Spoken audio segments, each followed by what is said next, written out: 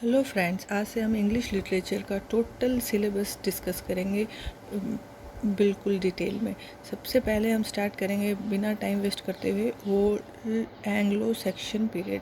Anglo Saxon period को हम old English period भी बोलते हैं और ये स्टार्ट होता है 450 AD टू 1066 AD। ठीक है। एंग्लो सेक्शन जो पीरियड था उस में एंग्लो सेक्शन इसलिए हम इस पीरियड को इसलिए बोलते हैं क्योंकि ब्रिटेन में उस टाइम पे जो जर्मनिक ट्राइब्स थे, जो 3 टाइप की जर्मनिक ट्राइब्स वहाँ पे आई थी। तो कॉन्कर किया था उन्होंने इंग्लैंड ब्रिटेन को। तो जो 3 जर्मनिक ट्राइब्स थी वो थी एंगल्स, सेक्शन एंड जूट्स। तो आपको ये याद रखना है कि जो 3 जर्मनिक ट्राइब्स वहाँ पे आई थी कब, 450 AD में। वो कौन सी थी? Angle, Saxon and Jutes. तो they does not believe in Christianity, they believe in pagan religion. और वो सेंट एगस्टिन ने वहाँ पे उसके बाद में क्रिश्चियनिटी वहाँ पे स्प्रेड की थी। तो एंगल सेक्शन पीरियड में जो पोएट्स और स्कूप्स होते थे, they use to talk about the great heroes के बारे में वो बोलते थे, एंड जर्मनिक माइथोलॉजी, क्योंकि वो जर्मनी से आए थे इसलिए they use to talk about their heroes. वो अपने हीरोज़ के बारे में बोलते थे, जर्मनिक माइथोलॉजी के बारे में बोलते थे। एंड पोइट्री, जो पोइट्री में वो यूज़ करते थे, वो करते थे कैसू। 3 टाइप्स की पोइट्री में जो वर्ड्स यूज़ करते थे वो 3 टाइप्स के वर्ड्स होते थे। कौन से? कैसूरा मीन्स पॉज दे के बोलना, उसके बाद में एलिट्रेशन वर्ड्स, स्टार्टिंग में जो बिगनिंग में कंसोनेंट साउंड यूज़ करना, और थर्ड है कैनिंग वर्ड्स। कैनिंग वर्ड्स वो होते हैं जो कंपाउंड वर्ड्स, जैसे कि हमने बोल दिया बोन हाउस, ह्यूमन बॉडी को बोन हाउस बोल दिया, तो उनको बोलते थे कंपाउंड कैनिंग वर्ड्स। ठीक है। तो हमने अभी बात करी है पोइट्री में कौन से यूज़ हुए हैं? कैसूरा जो पॉज के लिए यूज़ होता है, alliteration words consonant sounds beginning में स्टार्ट होते हैं, और कैनिंग वर्ड्स जो कंपाउंड वर्ड्स होते हैं।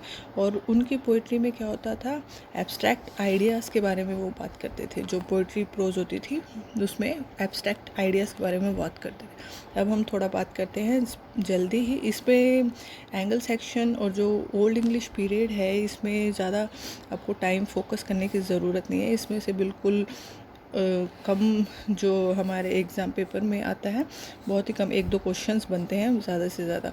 तो हम बात करते हैं फिर work of angle section period की। तो एंगल सेक्शन पीरियड्स के जो वर्क थे वो हम डिवाइड करेंगे 3 टाइप्स में।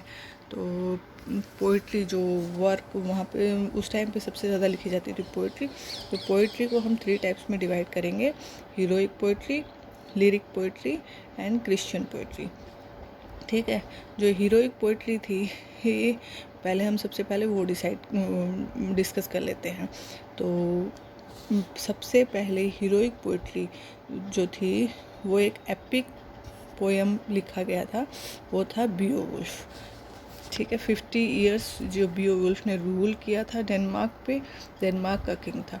और जो ये बियोवुल्फ है इसको बाद में J.R.R. टोल्किन ने इसको ट्रांसलेट किया है इंग्लिश में, और उन्होंने लिखा है ऑन ट्रांसलेटिंग बियोवुल्फ। किसने लिखा है? बियोवुल्फ जो था उसको लिखा है J.R.R. टोल्किन ने, और उसको नाम दिया है ऑन ट्रांसलेटिंग बियोवुल्फ। और विलियम मॉरिस ने भी लिखा है और उन्होंने इसको नाम दिया है ट्रांसलेशन ऑफ बियोवुल्फ। आपको ये याद रखना है। ठीक है। ये बियोवुल्फ ने 50 इयर्स रूल किया था कहाँ पे? डेनमार्क में। और इस बुक को ट्रांसलेट किया है, इस पोएम को एपिक पोएम को ट्रांसलेट किया है J.R.R. टोल्किन और विलियम मॉरिस ने। ठीक है। हीरोइक पोइट्री में आपका बियोवुल्फ आता है। नेक्स्ट आता है वॉल्डर। थर्ड पे है फाइट एट फ्रिंग्सफोर्ट। फोर्थ पे है विटसित। विटसित में बात होती है talk about the great king, great people. तो आपको इसमें याद रखना है हीरोइक पोइट्री में हमने 4 डिस्कस किए: बियोवुल्फ, वॉल्डर, फाइट एट फ्रिंग्सफोर्ट और विटसित। ठीक है। अब हम जाएंगे लिरिक पोइट्री की। लिरिक पोइट्री में वंडरर सबसे मेन जो आता है वंडरर, जो ओल्ड मैन के बारे में है।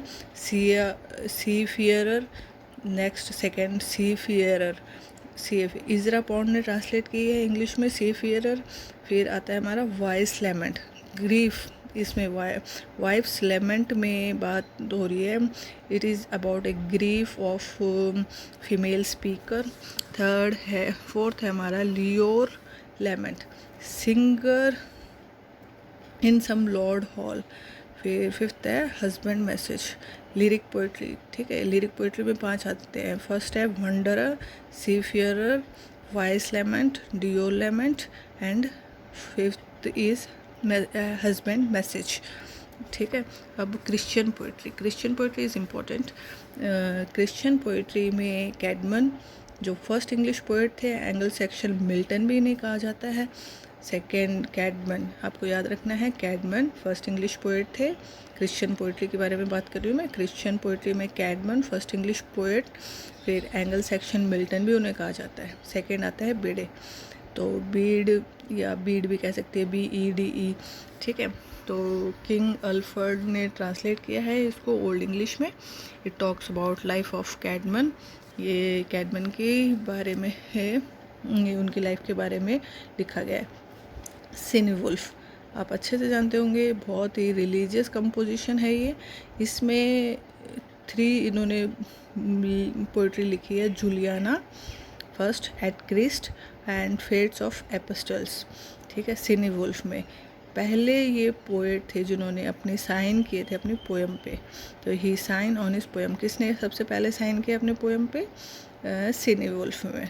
फिर फोर्थ है dream of the rood, rood का मतलब होता है क्रॉस। तो बहुत बार ये क्वेश्चन आ चुके हैं कि ड्रीम ऑफ द रूड में रूड का क्या मतलब होता है? क्रॉस।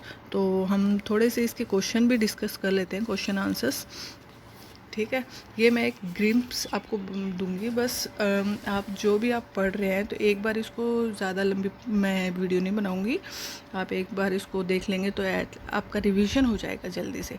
ठीक है, तो हम 1-2 क्वेश्चंस आपके साथ डिस्कस कर लेते हैं। पहला क्वेश्चन है, the Anglo Saxon Chronicle is a record of events from dash to dash centuries. तो आप एक बार सोचिए, the Anglo Saxon Chronicle is a record of events. जो एंगल सेक्शन क्रॉनिकल है वो रिकॉर्ड ऑफ इवेंट्स कहाँ कब से कब तक का है? 9th century to 11th century. ठीक है, और जैसे कि मैंने आपको बताया, who of the following is, next question है, who of the following is a greatest hero from an early epic. Early epic का ग्रेटेस्ट हीरो कौन था? तो जैसे मैंने बताया कि हीरोइक पोइट्री को हमने 3 टाइप्स में डिवाइड किया था, heroic poetry, lyric poetry and Christian poetry. तो हीरोइक पोइट्री का ग्रेटेस्ट हीरो एपिक पोएम था, उसका ग्रेटेस्ट हीरो था बियोवुल्फ। ठीक है, और थर्ड क्वेश्चन जो पूछा जाता है वो होता है, which of the following did medieval minstrels do, क्या करते थे उस टाइम पे? सिंग बैलेट्स, दे बैलेट्स सिंग करते रहते थे, इधर से उधर घूमते थे। तो ये आपको याद रखना है। तो उसके बाद में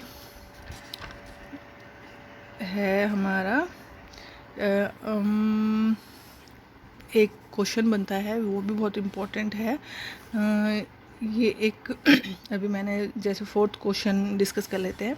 there is a large number of religious poem in old English poetry. One of the finest is the dream of the rude.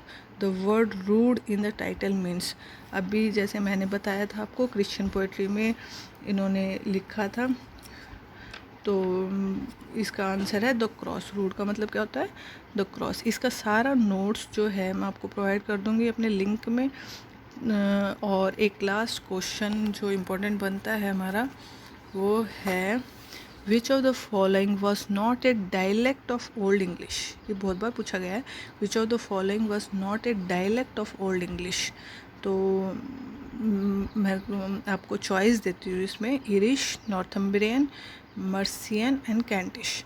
तो इसमें है इरिश डायलेक्ट नहीं था उस टाइम का डायलेक्ट था ओल्ड इंग्लिश का Northumbrian, Mercian and Kentish. And last question I want to discuss with you, that is, what 3 Germanic tribes invaded Britons, जो ब्रिटेन था उसी को उस टाइम पे ब्रिटॉन्स बोला जाता था, जो वहाँ पे रहते थे उनको ब्रिटॉन्स बोला जाता था। In the 5th century AD, what 3 Germanic tribes invaded Britons in the 5th century AD, bringing with them the roots of modern English? तो ये कौन कौन सी 3 जर्मनिक ट्राइब्स थी जो वहाँ पे आई थी? हमने पहले बात किया एंगल, सेक्शन एंड जूट्स। कौन कौन सी जर्मनिक ट्राइब्स थी? Angle, Saxon and Jutes. So please like, subscribe my channel